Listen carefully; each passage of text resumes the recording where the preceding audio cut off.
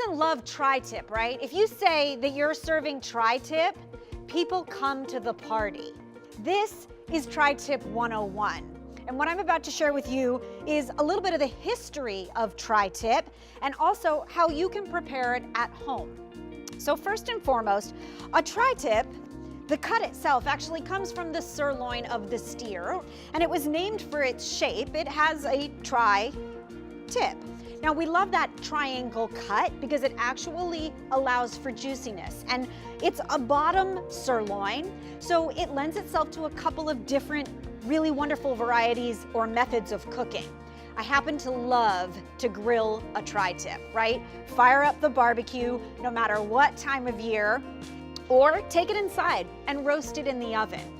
You also want to let the meat rest when it comes off the grill or out of the oven for at least 10 minutes to allow all those juices to recirculate, and so that the protein in the meat actually relaxes. It will give you a tender, delicious cut, and you will be a culinary hero.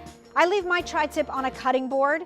You can tent it with foil if you like during that resting period. And then you want to use a long, sharp knife, preferably a slicer if you have one. A chef's knife will do.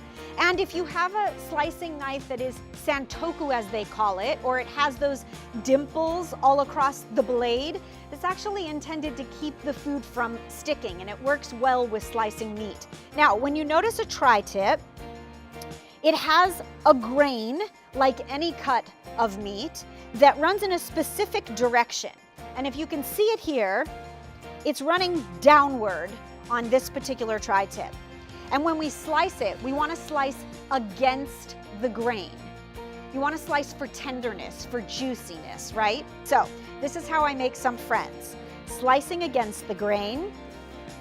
I like to slice my tri-tip rather thinly,